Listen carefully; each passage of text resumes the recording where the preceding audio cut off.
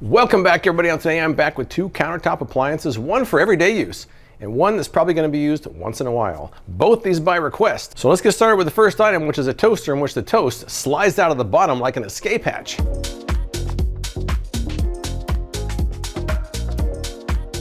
Let's take a look at the West Bend QuikServe toaster. I paid $38.99 for this. On Amazon, it currently has a 4.1 star rating among about 7,200 reviews.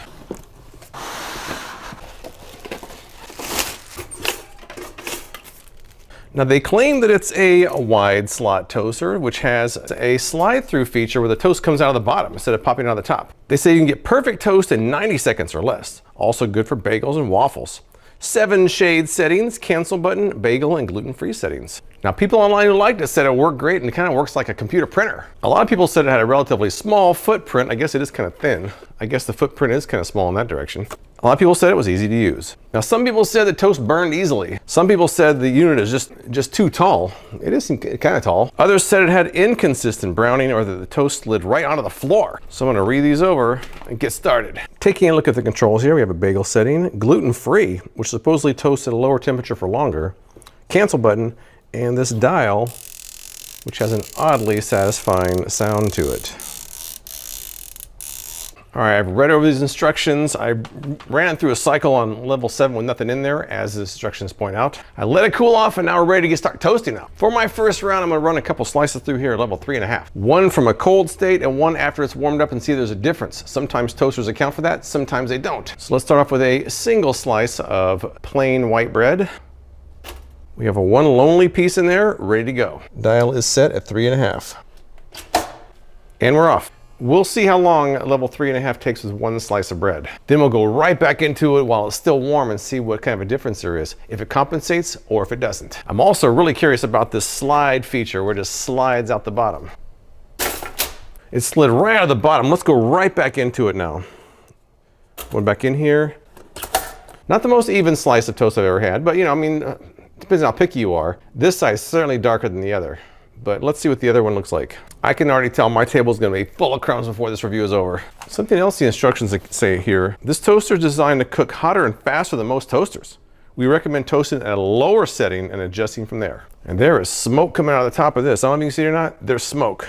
At level 3.5. It smells like burnt toast already. Come on, man. It doesn't really bode well when at 3.5 you already have a significant amount of smoke coming out of here. Whoa, oh, difference. There's a difference. Look at that. Look at this. 3.5 when the toaster's cold, 3.5 when the toaster's warm. Completely different. Completely different. All right, well, because there's such a big difference between when it's warm and when it's cold, I'm gonna let it cool off between rounds. So let's start off round number 1, setting level number 1. 2 slices of bread. Dial's going all the way over to number 1. Stopwatch is going. Now I have to see the magical shoot as they come out of here. That was about 56 seconds. And a level 1 it barely seems toasted. In fact, it's not even as firm as I would expect, but you know, level 1's always kind of on the low side. It's lightly toasted. I'm gonna let each round cool off on the Ever Toast, which is great for handling toasted bread so the bottom doesn't get soggy.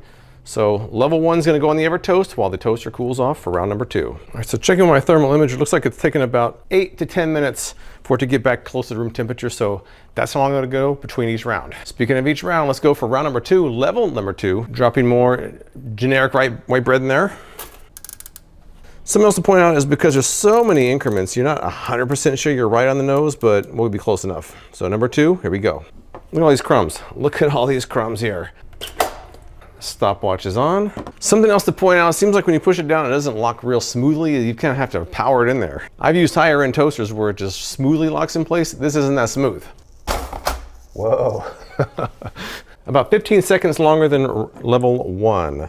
Not a huge difference in the toasting. It feels lightly toasted, similar to level 1. I'm gonna put these aside on the Ever Toast, and we're gonna let this cool off for another 10 minutes, and we're gonna keep going round number 3. Kind of a quick comparison. This is level 1, this is level 2. I don't really see any difference. I don't see any difference at all, really. Let's flip these over. It's so lightly toasted, it's hard to tell if it's even or not. Level 1 and 2 look the same, but we got a long way to go. All right, it's cool off. Let's try level 3 now.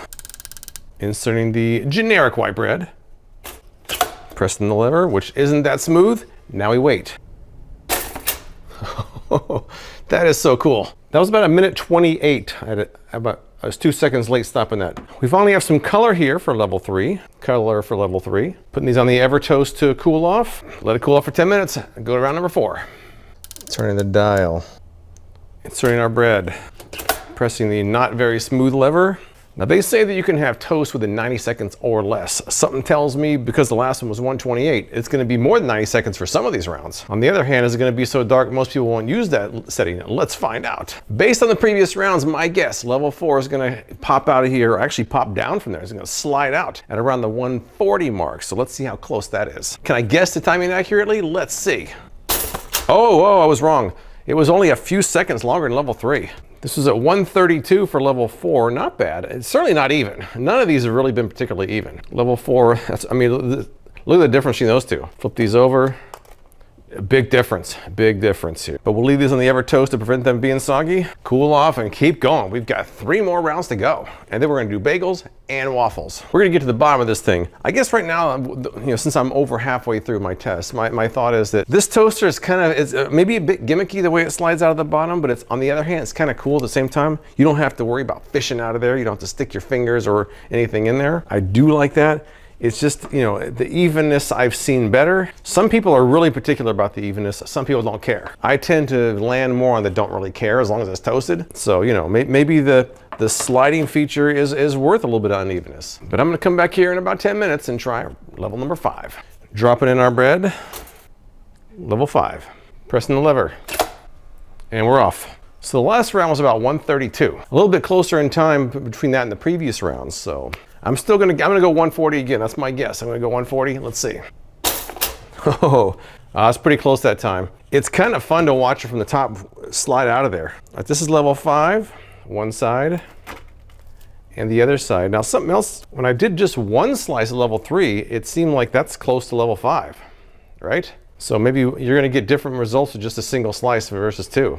It also seemed like it browned more on one side, putting it in the center versus on 2 on each side. But here we go, level 5. Up here, pretty good. Down there, it kind of got left out. So we'll let these cool off.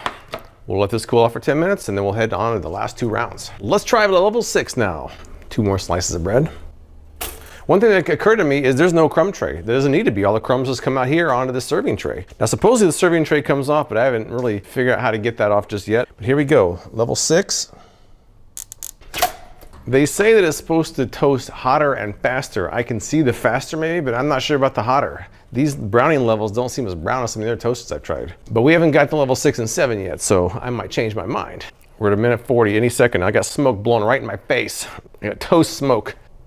And there it goes. Right at a 150, right at 150. Let's take a closer look here. It's weird, some of the previous rounds, it seemed like it was uneven off to the side. Here it's more uneven on the bottom. And actually, I think level 6 has probably been the best looking one of the bunch. Not just in browning level, but in evenness as well, which is kind of strange. All right, so we got 1 more round of toast. We're gonna do bagels and waffles as well, and then we'll give our final conclusion. Last round for toast, 2 more slices of white bread. Always 7 to the nuclear option. Pressing down. I'm gonna guess around 2 minutes for this one. Let's see how this one goes. Most other toasters I've done over the years, level 6 is way too dark for me, but this one looks pretty good.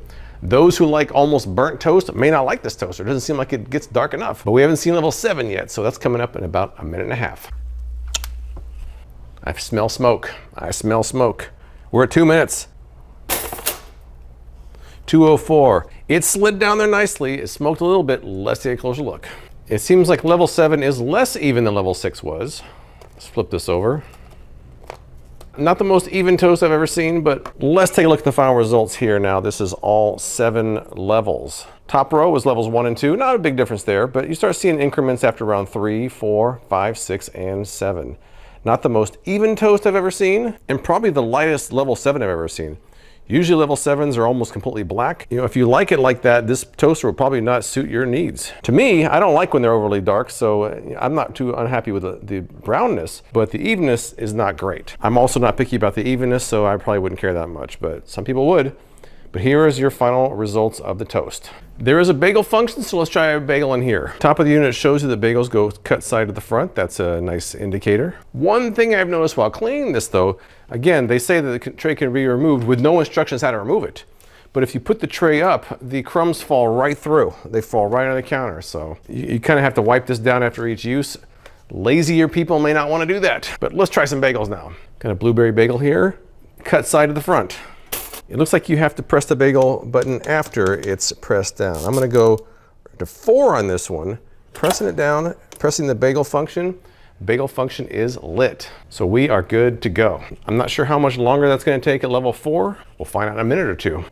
It's about 140 on this one. I've gotta say, it may not be the perfect toaster, but the way it slides down there is definitely oddly satisfying. It looks nicely toasted there. I think it did a pretty good job with that. Not rocket science, but it is a nicely toasted bagel.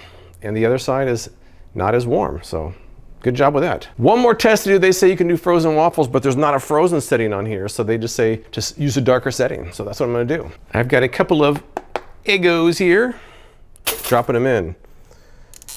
I'm gonna go 4. I haven't let this cool off as much as the other rounds of the toast, so this is probably the equivalent of about a 5. So here we go. All right, that was a 120 on level 4. Lightly toasted. I think I need to go back in. This is not the, I like my waffles a little browner than that. That was level 4, and it wasn't even cooled off. I think I need to go darker. I'm gonna go back in for I'll go a level 2. See, that's one reason I like my Breville toaster. There's a function there called a bit more. When it pops up, if it's not done, hit a bit more, it just goes a little bit longer. Here you actually have to choose a setting. You have to kind of guess. It looks like it's getting kind of brown in there. Let's get a bird's eye view once again. It is certainly fun to watch it fly out of there. I think I need to hit this cancel button. Oh, there it goes. There it goes. Gotta love seeing it slide out of there. Once again, not totally even. Some people on Amazon were saying it was sliding off the tray onto the floor. I never saw that. Not once did any of the toast or bagels fly off of this tray. So I guess your mileage may vary, but my mileage is pretty good here. The evenness is interesting here. This one's a little darker on that side. Flip it over, this one's darker on that side. It's nicely toasted though, it does work. So as far as the West Bend QuikServe toaster goes, it's not like the most even toaster in the world. It actually doesn't hit some of the higher levels while other toasters do.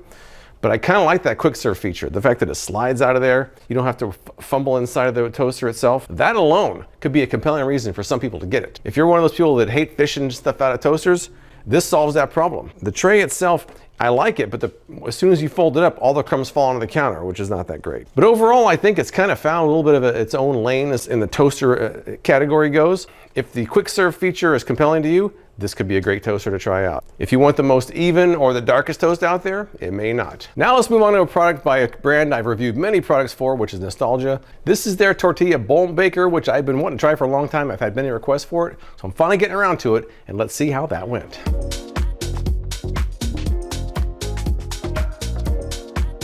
Let's take a look at the Nostalgia Tortilla Bowl Baker. I paid 20 bucks for this. Currently has a 4.2 star rating among over 10,000 reviews. This one's been around for at least 10 years. Shameless promotion, some instructions, very important. There it is, look at that, very interesting. Now they claim you can create flawless taco salads or guac bowls in no time. Electric tortilla press can use 8 or 10-inch store-bought tortillas and turn them into crispy bowls. Takes 1 to 3 minutes to make. Dual non-stick surfaces, right there. It has a locking latch right there. Also indicator lights. Now on Amazon, most of the comments were surprisingly positive. People were saying it works exactly as advertised. They say it's quick and easy to use. There were some cons on there. Some people said the final result's too small. Some people said it heats unevenly or it's not easy to latch securely. So I'm gonna clean this off, read these over, and then get started. All right, following the instructions here, just wipe down all the surfaces, which I've just done. Next up, find a dry, suitable surface. This looks pretty good to me. Coat the cooking surfaces with a small amount of vegetable oil. Now, it seems like online and on Amazon, some people were doing it after every batch, but it sounds like maybe that was originally the case, but now they're just saying to do it periodically. Applying a small amount of vegetable oil to all the surfaces. Oil applied. Next up, close the lid and plug it in. There's a rather dim indicator light, which you probably can't even really see. It's on, but it's dim. It is heating up. The green indicator, which doesn't look that green, but that is green. It just went on, so I think we're ready to go. Very carefully lift this up without burning yourself, which I've done here. Place an 8-inch shell on top of this. They don't say you have to push it down, but I'm kind of doing that anyways. Maybe I shouldn't. Close the lid and make sure it's latched. The latch didn't really snap. but we are on our way. A whopping 5 seconds into it. They say it should take 1 to 3 minutes. I'm not sure how that's determined, but this 1 to 3 minutes. We've got steam coming off the top here. Can you see the steam? I see steam. When this first one's done, I'm going right back into another one. I'm not adding any more oil. We'll see how that goes. Well, the light just went off. It doesn't say the light going off, it means it is done, but the light did go off. Let's take a look. And that's hot. That is hot. Oh, and it's off-centered. It's off-centered. I'm not sure that's even really done. It just says it's done when it's crispy and golden brown. I'm gonna go longer. Unlatching that, it's hot. I'm gonna wait till it's at 3 minutes and then pull it out of there. All right, we're at 3 minutes. Let's open this up. And this does need a pot holder. It is hot. It doesn't look much different. Let's pull that out of there. Now what I want to do is go right back into it. I'm going to try to get more even this time. Last time it was kind of off-centered.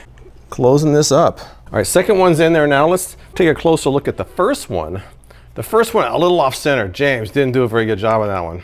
You can't put that out for guests. They're gonna laugh at you. While the second one's going, the instructions do state that you can use yellow or white corn, flour, wheat flour, or whole grain tortillas. So not just flour. People online were saying you kind of have to let it sit for a few minutes to kind of harden up. So that's what I'm doing with this one. I'm assuming that the more I do this, the better I'll get at it. That might be making a bad assumption though. But this latch is hot. You gotta definitely be careful with that.